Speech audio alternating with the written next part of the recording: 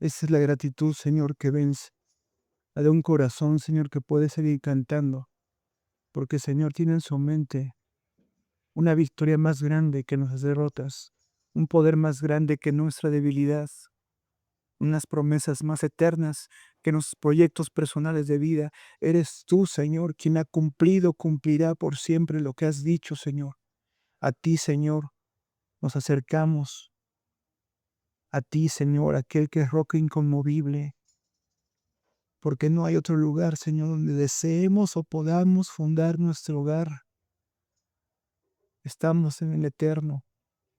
Nos hemos acercado a aquel, Señor, que ha visto caer y levantarse imperios, que muda las edades, que hace morir a reyes y los levanta, que rescata del polvo al pobre y los hace sentar con los príncipes. Estamos frente a Él, que ha visto, Señor, formarse cada montaña, cada mar, cada galaxia, cada estrella, Señor, que ha visto el nacimiento, Señor, de cada animal del campo, Señor, y ha visto la muerte de cada adulto, cada anciano, Señor, y lo recoges, Señor, en tu mano, Señor, y lo acercas a ti, Señor, hasta el día del juicio, Señor.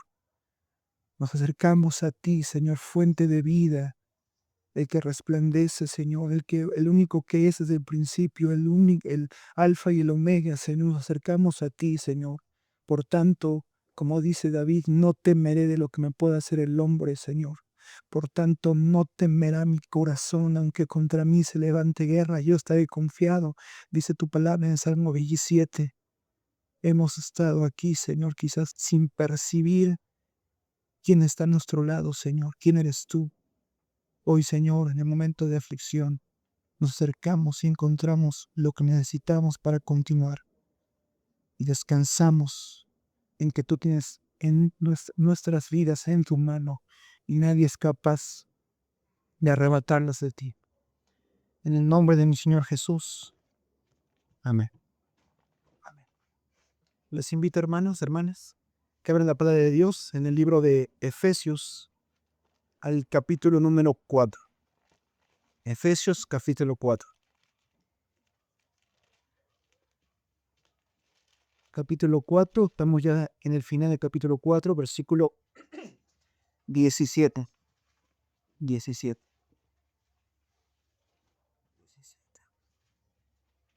A manera de introducción, el último tema que dimos fue el domingo y hablamos de que el día de resurrección no fue un día de muerte, no fue un día de final, fue un día de un nuevo inicio. Es más, pareciera como si fuera nada más la portada y la introducción de un libro llamado Cristianismo. Pareciera que esos 3 años tan importantes y que iban a ser los más grandes, y lo fueron, en la vida de cada apóstol, cada mujer que acompañaba a Jesús. Sin embargo, iban a haber cosas mayores de las que estaban viendo. La invitación ese domingo fue que fuera nuestro inicio de vida, que no lo tomáramos como, mi lunes va a ser igual que los demás.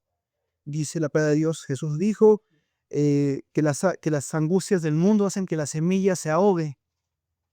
La semilla cae entre espinos y los espinos quieren absorber la semilla y comerse todos los nutrientes que quiere ganar la semilla. Pero aquella semilla valiente es aquella que, a pesar de que está ahogada, continúa viendo a Cristo. Entonces, basado en lo que ya Dios ha hecho, Dios va a demandar algo de nosotros. Y es lo que vamos a leer, versículo 17 del capítulo 4 de Efesios. ¿Le ayuda, hermano? Aquí. Sí, allí. Sí.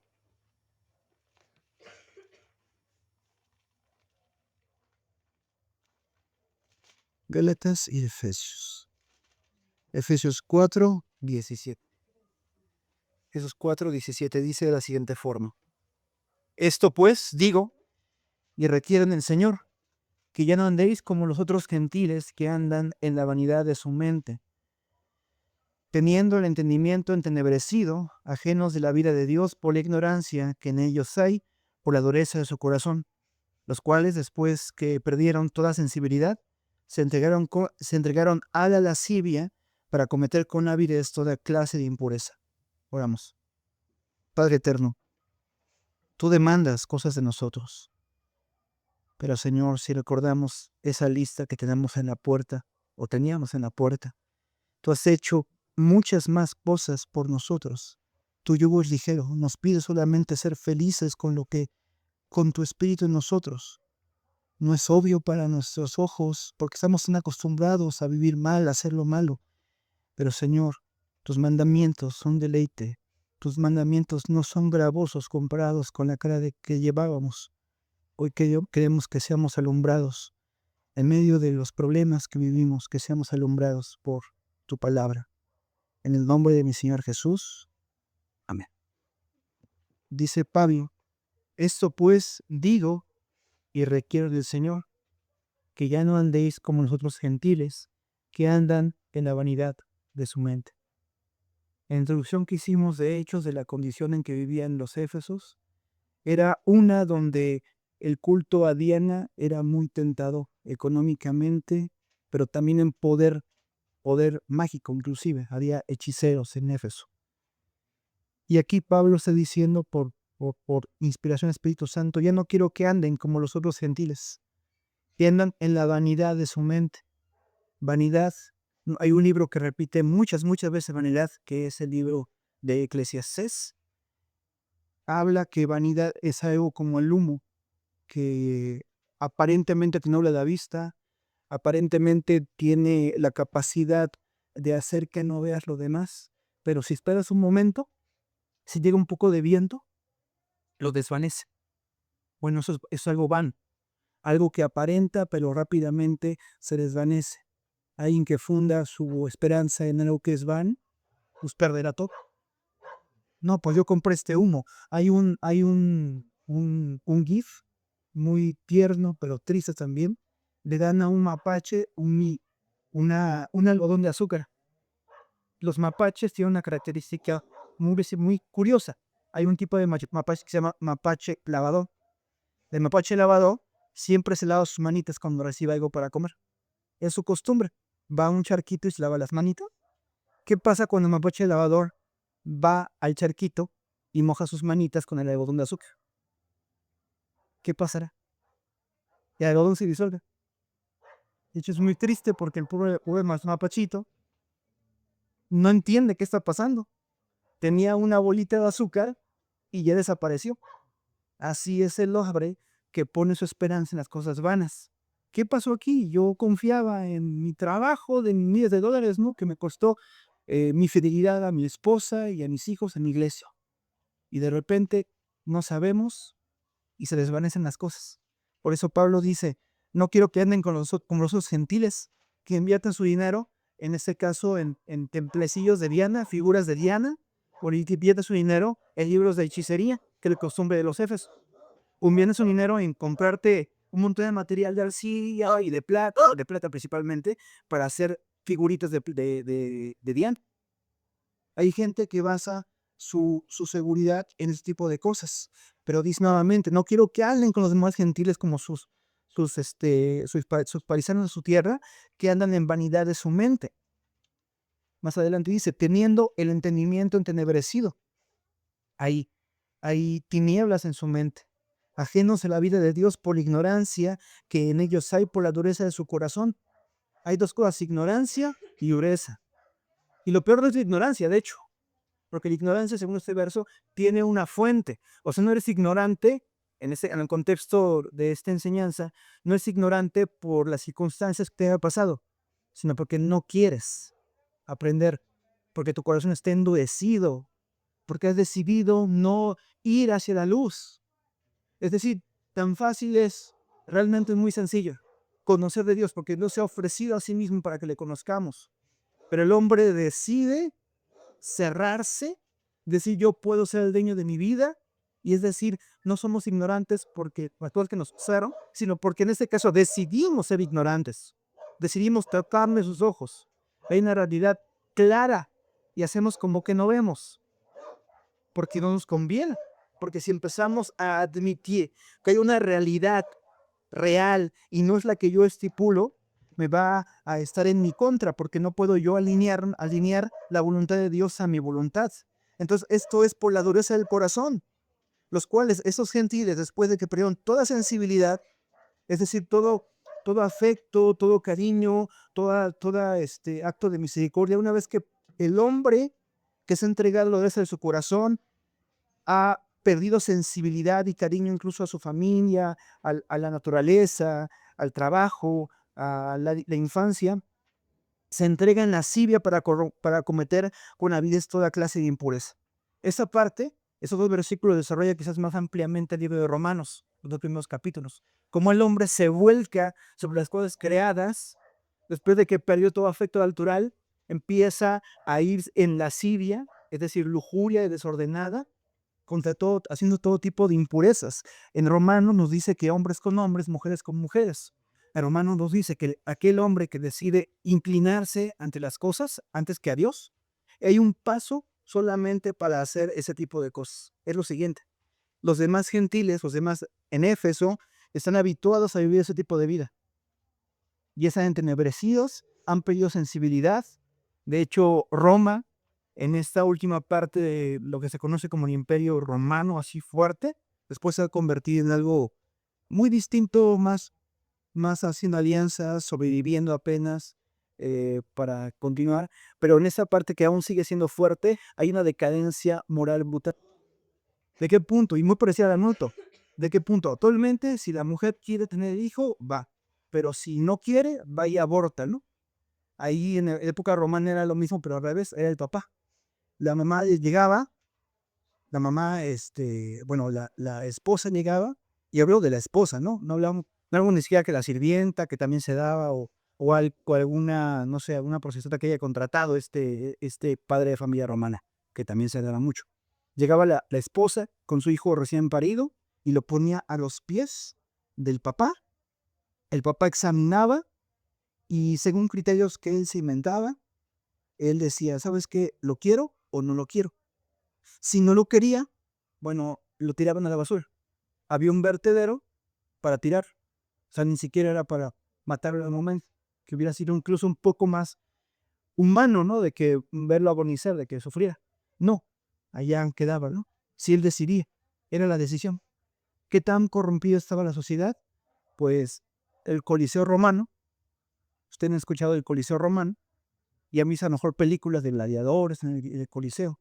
Bueno, una cosa es tener guerreros entrenados en el Coliseo, que también es muy malo ver gente morir por diversión, pero el siguiente paso es ver gente no apta, inocente, como cristianos perseguidos, siendo devorados por leones, ancianos, niños, mujeres, hombres, eh, que no habían hecho nada en contra del imperio, pero como no obedecían el edicto de rendirle culto a- al César como a Dios, bueno, eran presa de su diversión.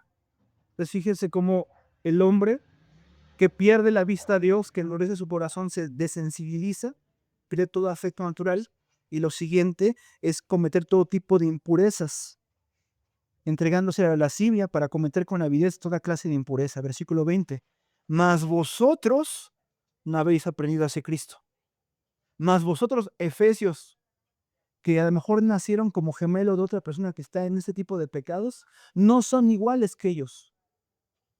No porque ustedes hayan vivido en esta cultura y han sido influenciados toda su vida en el culto a Diana, en el acto de rendirse al César, en el acto de menospreciar la vida de niños, de niñas, de esclavos, porque también el esclavismo era muy brutal. Ustedes, a pesar de que vivieron en ese contexto, no son iguales. A lo mejor tú fuiste esclavo y hoy tienes la oportunidad de comprar tu libertad. Había esa posibilidad, a pesar de todo. No eres así. No está llamado a vengarte, por ejemplo, y a tratar a todos iguales como te trataron. Tú que viviste con esclavos o así en esas conductas, que a lo mejor puedes encontrar en tu memoria que arrojaste a 3 bebés, ya no está llamado a ser igual. A lo mejor tú que compraste esos libros de hechicería y tenías poder demoníaco, bueno, ya no estás llamado a ser el mismo. Ya no son iguales, mas vosotros no habéis aprendido a ser Cristo. Si en verdad le habéis oído y habéis sido por él enseñados conforme a la verdad que está en Jesús. En cuanto a la pasada manera de vivir, despojaos del viejo hombre que está viciado conforme a los deseos engañosos. Este despojados del viejo hombre no se le está diciendo a personas para que se hagan adelante por sí mismas. Se le está diciendo a personas que ya han sido habilitadas para despojarse, que ya han recibido la sangre de Cristo y tienen la potestad sobre sus vidas. Ya no es lo mismo antes, ahora tienen al Espíritu Santo y pueden despojarse de pecados, de viejas conductas, de tradiciones. ¿Puede ser difícil? Sí, pero ahora tienes el Espíritu Santo que te ayuda, que te dice, yo te ayudo, yo voy a estar contigo, no me voy a rendir. Hay testimonios de hermanos que salen de un día para otro, literalmente, de alcoholismo, drogadicción y cosas peores. Pero hay hermanos que Dios no les concede esa gracia y les dice, mira, voy a estar contigo, no te voy a dejar. Y cada vez ese pecado va a ser menos hasta que desaparezca. De una u otra forma la victoria es segura. De una u otra forma lo que dice Pablo de despojaos del viejo hombre que está viciado conforme a los pecados y deseos de este siglo, es real. Porque repito, no se está diciendo a Efesios solamente, sino a Efesios que no han recibido a Cristo. A ellos les es dicho como una orden, pero también como, como el anunciamiento de la capacidad que en ellos Dios ha puesto en cuanto a la pasada manera de vivir, despojados del viejo hombre que está viciado conforme a los deseos engañosos. Estamos viciados, lo traemos. De hecho, el instinto natural es responder mal, es ser grosero. El instinto natural es pasar por una tienda y como que, ay, me da sed de la mala, dicen por ahí. Como que el instinto a veces nos puede jugar, ¿no? Porque estamos viciados, porque hemos vivido 20, 10 o no sé cuántos años en esos pecados. Pero finalmente nos es llamada nuestra vida a despojarnos de ese viejo hombre y a revestirnos del nuevo. Dice el versículo 24, y vestíos del nuevo hombre, creado según Dios en la justicia y santidad de la verdad. Y vestíos de Cristo, revestíos de Cristo. No es suficiente quitarnos lo malo. De hecho, hay mucha gente que lo logra, sinceramente. Hay hermanos que dicen, no, el doble A no sirve, no, y a lo mejor no te sirve a ti. Pero genuinamente, yo conozco a personas, tuve un compañero que él salió de alcoholismo, vivió un contexto muy feo, se le murió el hermano, muy pequeñito él, y se refugió desde chavito en el alcohol. Un día dijo, hasta aquí, fue difícil, se acercó a un grupo de doble A y lo logró. Lo logró, sinceramente lo logró. Es un caso de éxito, hizo carrera, continuó, hasta la fecha es un profesionista y aunque la tentación está ahí, no cede, como se dio en su niñez, en su adolescencia. La diferencia del cristianismo no es tanto en que pueda deshacerse de las conductas más escandalosas, aunque es verdad. El distintivo es que te reviste de Cristo. El distintivo no es lo que dejas de hacer con la mente, sino lo que empiezas a hacer. O sea, Cristo no se distinguió por no tener vicios. Cristo se distinguió por sanar almas, por salvar personas, por resucitar a muertos, por salvar bueno, por liberar demonios, por lo que hacía. Entonces, la invitación, más bien, el acto que Cristo hace cuando nosotros estamos dispuestos a ser cambiados, no solamente es que nos quita cosas, nos pone cosas, nos pone un atuendo. Por eso dice, y vestidos del nuevo hombre, creados según Dios en la justicia y santidad de la verdad. Versículo 25. Por lo cual, desechando la mentira, hablad verdad cada uno con su prójimo, porque somos miembros los unos de los otros. Repite, por lo cual, desechando la mentira, hablad verdad cada uno con su prójimo, porque somos miembros los unos de los otros. Fíjense qué cosa tan pequeñita. Hemos hablado de impurezas, hechicerías, de cosas de lascivia. Y esto que no es tan grandioso, tan notable, es el primer acto que Dios va haciendo en esta lista que vamos a ver. Nos despojamos de las mentiras y hablamos verdad con nuestro prójimo. Dice Santiago que la lengua es uno de los órganos más pequeñitos del ser humano. Pero híjoles, ¿cómo nos causa problemas? ¿Cómo nos causa problemas la lengua? O sea, la pierna que es más grande, tus brazos que son más grandes, no te causan tantos problemas. Digo, yo soy ateo, a veces me pego en lugares chiquitos, pero mi lengua es la que me ha hecho más daño. Pero lo contrario es cierto, aquel que controla su lengua, que sabe refrenarla, es como el freno o como el cabestrillo en el caballo. Solamente con eso controla todo el cuerpo del caballo. Dice Santiago que es como los barcos tienen un timón pequeñito, pero con ese timón controlan la nave entera y a todos los pasajeros. Quiero ir para allá, controlo mi lengua. Entonces, con que nosotros desechemos la mentira, hablemos verdad a nuestro prójimo y seamos y demostremos ser miembros los unos de los otros, ya tenemos muy ganado el camino, muy ganado. Si somos sinceros, por ejemplo, cuando caemos, le decimos a nuestro hermano, échame la mano, ora por mí, porque esto y esto. Ya la tenemos ganada. Aquel que encubre su pecado y dice no, bueno, pierde. Aquel también que miente para hacer daño a las personas, aquel que usa su lengua para dañar a los demás, bueno, ya está alejándose completamente de Dios y está mucho más cerca de la lista que vimos hace rato, de pecados. Está más cerca, está caminando para allá. Parece inocente, pero esa mentira retenida para seguir pecando es la que nos distancia de nuestros prójimos, es la que hace que no seamos miembros unos de otros, es la que arruina la iglesia. Pero en cambio, el hablar verdad permite que seamos miembros los unos de los otros. Versículo 26. Airaos, pero no pequéis. No se ponga el sol sobre vuestro enojo. El enojarse no es malo por sí mismo. Todos nos enojamos. Nos enojamos por cosas justas, por cosas injustas. Pero aún en las cosas justas, Dios dice, no peques. No permitas que la noche se ponga y que tú sigas enojado. Reconcíliate con tu hermano. Aquí está un versículo. Y es algo con tu hermano y te acuerdas del altar. Ve, reconcíliate rápido para que puedas presentar con pureza y alegría tu ofrenda.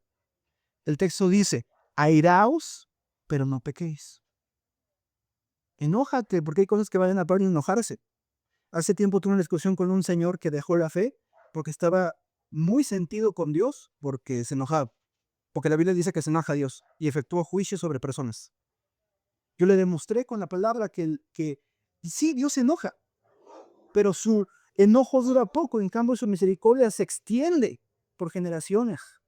Se extiende, es amplia. O sea, estuvo 400 años el pueblo de Israel, por ejemplo, sometido por Egipto, y son 400 años donde le tiene paciencia el faraón. 400 años de perdón, con la cebolla. Te voy a mostrar cómo yo voy a levantar a los judíos, te voy a guardar hasta la oportunidad. Y no son cuantos, hasta 41 años después que decretó a juicios contra Faraón. Es decir, Dios demuestra cómo debemos actuar respecto al enojo. Tenemos que, se va a enojarse por cosas justas, sí, pero cambia, pero salte de ahí, pero no permitas que se retenga eso. Y vamos a hablar un poquito después sobre lo que pasa. Versículo 28. El que hurta, verso 27, ni deis lugar al diablo. El enojo extendido puede dar lugar al diablo. El que hurtaba, no hurte más, sino trabaje, haciendo con sus manos lo que es bueno para que tenga que compartir con el que padece necesidad. Decimos, un cristiano no se distingue solamente por lo que deja de hacer, y qué bueno que el ratero deje de robar. Espléndido, obra de Dios. Pero Dios pide un poco más. Bueno, trabaja. ¿De qué forma? De forma que tengas que compartir con los demás.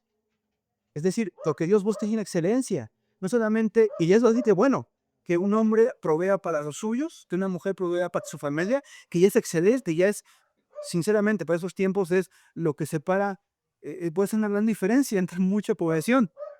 Pero Dios quiere que trabajemos, que el que roba deje de robar y trabaje de tal forma que tenga algo que compartir.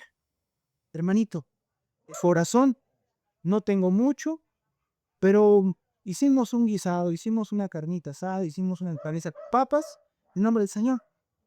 Trabajar de tal forma, quiere el Señor, que tengamos que compartir con el otro. Repetimos, el cristiano no se distingue tanto por lo que deja de hacer, sino por lo que empieza a hacer. No solamente vemos una persona que antes robaba y ahora deja de robar, sino vemos con otra persona que trabaja y tiene poco, mucho en las bolsillas para invitarle a un taco al vecino, para ayudar al que necesita.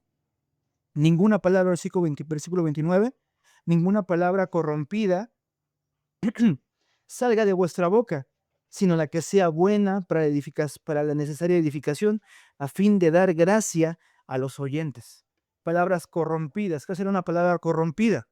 Un albur. Algunos hermanos todavía les cuesta, que eran bien albureros, que vivían en Jalapa, que es el donde más, o en Tepito, que el barrio no quiere salir de ellos. Palabras corrompidas, palabras doble sentido. Digo, hablamos ya de mentiras, que ya es una corrupción de la palabra, no sé si sincero con el otro, pero también palabras que quieran humillar, ¿no? Un sarcasmo que busca humillar a la persona. Que a nosotros nos cuesta, ¿no? Sobre todo a los hombres nos cuesta no usar de eso. Albures, ¿qué otra cosa podemos pensar como palabra corrompida? Eh, Humillaciones, o sea, hablar con ira para, para, para dañar al otro, ¿no? Pero ¿qué nos dice la palabra de Dios? Bueno, ahora no solamente quiero que tu boca deje de decir palabras corrompidas, ahora quiero que de tu boca salga buena palabra que es necesaria para edificación, a fin de dar gracia a los oyentes. O sea que cuando hables, que la gente se sienta bien con lo que tú hablas, que traigas palabras de paz, palabras sabias, o sea, no siempre son para complacer a las personas que están haciendo mal. Hay palabras que, como se dicen, sanan aunque te están reprendiendo. Y mucha gente necesita de palabras de aliento, y el cristiano debe primero sacar las palabras corrompidas de su boca, que no solamente son mentiras, hemos dicho algunas, y empezar a hablar palabras que den gracia a los oyentes. Que den gracia a los oyentes. Yo, que bueno, todos viajamos mucho en combi, hay conversaciones que no puedes evitar escuchar, porque la gente habla en voz alta. Me acuerdo una vez que un señor se puso a contar chistes, ni siquiera, o sea, pero los contaba con una gracia que toda la combi estaba riéndose. Toda la combi. Y todos estábamos así. Y hacían más pausas nada más para que todos, ¿cómo los traigo? Bien cotorro el hombre. Bueno, ¿habrá posibilidad de que haya cristianos platicando palabras de gracia que todos volteen y queden sorprendidos y escuchando? Digo, hay muchos hermanos que hablan así con voz de trompeta en el transporte, que digo, qué hermoso que vayan predicando, pero hay veces en que ya están cansados que, hermano, baje, como los raperos, ¿no? Que, ay, a veces te ladran. Pero hay conversaciones de gente, a lo mejor habla pequeñito, quedito, quedito, porque así habla, que como que quieres escuchar, como que esto es sabio. ¿Les ha pasado? Digo, hay de todo. Pero hay gente que está hablando cosas sensatas. Mira, habla a tu hijo, que así no se hace, fíjate que mi experiencia. Ay, quiero que escuchar a este señor que le sabe, que le sabe. Bueno, es lo que quiere Dios, no que solamente que nos quitemos las palabras eh, que no edifican, las palabras corrompidas, sino que ahora hablemos palabras de necesaria edificación a fin de dar gracia a los oyentes. De dar gracia. ¿Qué será eso de dar gracia? ¿Qué será eso de que con nuestra boca empiezan a recibir algo de la gracia de Dios? ¿Qué será eso? Continúo leyendo. Versículo 30. Y no contristéis al Espíritu Santo de Dios, con el cual fuiste sellados para el día de la redención. No contristéis al Espíritu Santo. El Espíritu Santo no esté triste habitando en ti, que no esté esforzándose, ya no porque crezcas, sino para que dejes de caer. No, no es la conducta de cristiano. La conducta de cristiano es, versículo 31, quítense de vosotros toda amargura, enojo, ira, gritería, maledicencia y toda malicia. Esta lista es una porción de lo que habla de los frutos de la carne. Uno es el fruto del espíritu, gozo, paz, paciencia, etc. Pero el fruto de la carne tiene que ver con ira, gritería, maledicencia, también disensiones y otras cosas. Aquí nos dice, nos exhorta, quítense de vosotros toda amargura, enojo, ira, gritería y maledicencia y toda malicia, toda amargura, toda amargura. Quítese la amargura. Digo, ya encontramos la forma, digo, empezando a trabajar en los otros aspectos, difícilmente se va a afianzar la amargura, pero como dije en la oración, el remedio para un corazón amargado es que recuerde cuán grandes cosas ha hecho Dios para esa persona. Ese remedio, incluso, híjoles, se me murió mi esposa, pero voy a acordarme, voy a esforzarme, aunque me siento mal, aunque se me fue el amor de mi vida y todo esto. Voy a esforzarme a recordar lo que tuve por gracia de Dios en compañía suya. porque cada momento es gracia, incluso el recuerdo de ella es gracia, el momento que estoy viviendo es gracia. Voy a agradecer, voy a esforzarme por recordar las cosas buenas que Dios sigue haciendo conmigo, en lugar de las cosas malas que he sufrido, que he hecho o que me han hecho. No vale la pena guardar un corazón amargado, y yo sé que en el tema de amargura hay un deseo del amargado de continuar amargado. Así como el depresivo quiere continuar depresivo y se pone canciones depresivas y no, no come, no se baña, no busca salir, no abre la ventana para que le caiga dentro sol, quiere continuar. Así el amargado, como que le gusta estar amargado, como que con tal de confirmar mi punto, yo voy a continuar dando vueltas a mi amargura. Pero aquel corazón que dice, bueno, estoy amargadísimo, no me calienta ni el sol, pero hoy voy a acordarme de Dios. Voy a acordarme que tengo un dedo chiquito. Tengo un dedo chiquito. Tengo este dedito, tengo esto otro dedo, tengo un ojo, tengo pestañas, puedo hablar, a lo mejor me duele caminar, pero camino y voy a intentar dar gracias a Dios. A lo mejor salgo un poquito y me da el viento y me puedo enfermar, pero tengo oxígeno. Cuando a mí me dio COVID no saben cómo valoré eso de respirar. Hay una canción que habla de la respiración que le hicieron en tiempo de COVID. Y es que sí, no lo valoras. O sea, eso yo había tosido 10 veces teniendo COVID. No podía jalar aire, ¿no? Tose, porque te lastima el aire inclusive. Gratitud es el remedio de amargura. Enojo, igual para todo lo demás. Enojo, ira, gritería, maledicencia y toda malicia. Si tu corazón está lleno de Dios, esto no cabe o se va desvaneciendo. Hay una mujer muy amargada en la Biblia, se llama Noemí, que llegaron todas sus amigas, Noemí, qué bueno que te viniste, estamos aquí en Valencia, hay comida, no sé qué. No me llame Noemí, llámeme Mara porque Dios amargó mi vida, porque Dios está contra mí. ¿No hasta qué le pasó? Ya supieron después que se le murió el esposo, le murió el hijo, se le murió el otro hijo y venía con una nuera que era otra nación. Pero todo el mundo, en la historia de Ruth y Noemí, todo el mundo quería hacerle la vida feliz a Noemí. Todo el mundo. Y ella no dejaba. Pero gracias a Dios no se rindió alrededor. Entonces, la invitación es que si Dios está insistiendo para que una persona sea feliz, colaboremos con el Espíritu Santo y digamos, hermanito, yo voy a estar con. Vamos a comer unos tacos. Vamos a tomarnos un esquimo, un helado, un algo, ¿no? ¿Te gusta este postre? Compré dos y dos para ti. No, quédate viendo. Como hizo Ruth para con Noemi y vos para con Ruth. Antes, sed benignos, versículo 32, unos con otros, misericordiosos, perdonándoos unos a otros como Dios también nos perdonó a vosotros en Cristo.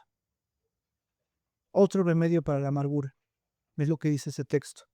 Antes de ser amargados, y eso se lo dice de amargado, al enojado y al que dice griterías, ¿no? Antes, sed benignos unos con otros, misericordiosos, perdonándoos unos a otros, como Dios también os perdonó a vosotros en Cristo.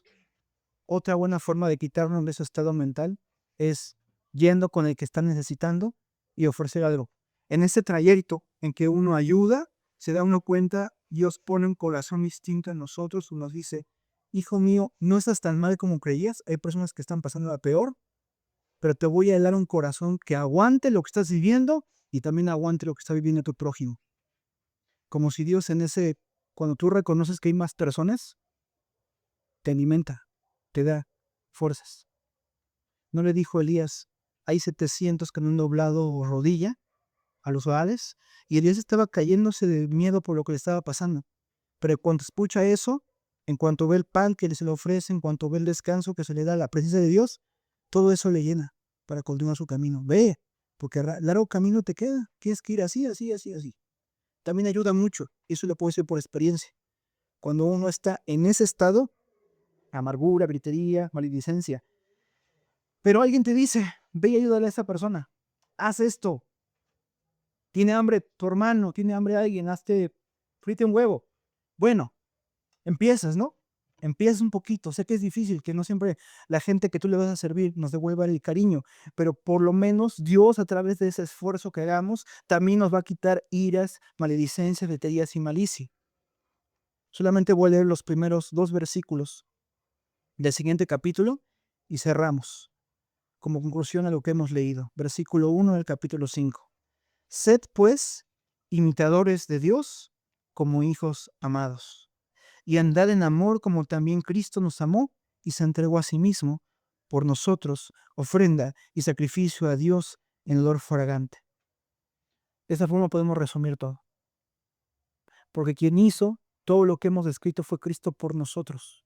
Él se entregó, pese al peso que tenía por el sacrificio que iba a hacer para nosotros, por amor sufrió lo que tenía que sufrir. Y el consejo, el mandato, es ser imitadores de Dios como hijos amados. Ser imitadores. Por eso es tan importante leer 3 capítulos de las cosas que Dios ha hecho para nosotros. Porque el copiar el ejemplo de papá nos va a ayudar a sobrevivir a iras, griterías, maledicencias y a pecados más grandes, los que hablamos en la primera lista. Son la forma en que podemos salir de amargura. Y más importante, porque dijimos, más importante de quitarnos cosas malas, es que Dios va a permitirnos hacer cosas buenas. Ya no hablar mentiras, sino la verdad. Ya no hablar palabras deshonestas, sino palabras que den gracia. Ya no robar si nos tocaba, si hacíamos esas cosas, sino trabajar para tener lo suficiente para compartir con el que necesita, etcétera. Ya nos centramos en nuestra necesidad de permanecer amargados o deprimidos o ansiosos, porque a veces es una, un deseo voluntario de la persona, sino, bueno, Dios me ha dado esto, Dios me ha dado algo más que el que tengo al lado, algo, algo más, una cosita de nada. Mejor yo puedo enderezar mejor mi rodilla que el que está al lado. Y el de al lado no puede arreglar bien feo. Bueno, Dios ya te dio un poquito más. Dios a mí me dio el don de cocinar huevos y la chica de acá se le queman horribles. Bueno, Dios ya te dio un poco más. Y si tú das ese poco más, pues puedes a empezar a resolver el problema tuyo y de él, pero también Dios dice que hay que decir en lo poco que dice la palabra de Dios. Dios le va a dar mucho. Dios le va a dar mucho. Aquel que es un poco, hijo mío, por cuanto esta rodilla la movías poquito, pero la moviste para llevar a tu prójimo, te voy a dar más. Ya vas a poder mover un poquito más. Y yo sé que estoy hablando en una exageración, porque hay aquí talento y hermanos que pueden dar mucho por su prójimo. Dios les va a dar más, hermanos. Y salimos de todo aquello que impide que seamos miembros los unos a los otros, y nos va a dar más. Abundancia de gracia, de amor, de poder, de amor al que necesite. Parece injusto. Yo sé que están sufriendo, hermanos, pasando por estos problemas. Pero repito lo que les introduje. Esto que ha pasado en sus vidas, como les pasó a las mujeres, no es un final, es un inicio. Sí. Las mujeres estaban amargadas, tristes, iban a una tumba de su maestro. No era el final, era el inicio. El maestro está en Galilea. Vayan, corran, avisen, porque su vida está empezando apenas, no ha acabado. Es el inicio. Padre eterno, gracias. Porque si podemos, Señor, escuchar esas palabras, esta reprensión, este mandato, es porque somos hijos tuyos. Porque al que mucho se le da, mucho se le pide, Señor. Pero también al que mucho se le perdona, mucho ama, Señor. Y aquí se nos ha perdonado tantos pecados, Señor. Se nos ha dado tanta gracia. Señor, cada día, cada mañana, cada noche, Señor, recibimos tu gracia a montones. Litros y litros, Señor, de gracia, kilos y kilos, Señor, de misericordia, día a día, Señor, renovándose, Señor, como si no hubiéramos recibido nada el día anterior, Señor, que nos trae una medida nueva, Señor, como aquel pueblo en el desierto, Señor, que recibía su medida de maná y no tenía que guardar para el siguiente día. Cada día, Señor, nos das una porción de tu gracia, Señor, que es suficiente para tapar multitud de pecados, para limpiar multitud de pecados, Señor. Hoy queremos hacer algo con esa gracia. Somos hijos amados, reconciliados, y nos pide, Señor, dejar amarguras, griterías, maledicencias. Hemos dejado pecados muy escandalosos, Señor. Pero tú no quieres solamente que nos distingamos por lo que dejamos de hacer, sino que nos distingamos por lo que hacemos. Acudimos a ti. No son las palabras, Señor, de este pobre predicador, Señor, de este pobre vaso, Señor. Es tu palabra eterna. Eres tú, Señor, respaldado en tu palabra eterna, Señor. Yo, Señor, en poco tiempo, Señor, como la lleva del campo, me desvanezco, de que estaba vivo, después está muerto, Señor. Hay un rayo, un choque, un paro, Señor, cualquier cosa puede pasarme, Señor, pero tu palabra eterna, Padre Santo, permanece por los siglos, Señor. No depende de quién le hable, sino que ella sola, Señor, resplandece, ella sola, Señor, se muestra como la que puede resolver el problema del hombre. Y aquí estamos, Señor, y recuérdanos siempre lo que ya has hecho en nosotros, para que, Señor, no nos rindamos, para que nos revistamos del hombre nuevo y despojémonos del viejo hombre, Señor. Te bendecimos porque has sido fiel con nosotros y en medio de cualquier momento, dificultad, circunstancia, tú sigues siendo fiel. Tú sigues continuando con tu labor en nosotros. No la pausas, la continúas, papá. En nombre de mi Señor Jesús.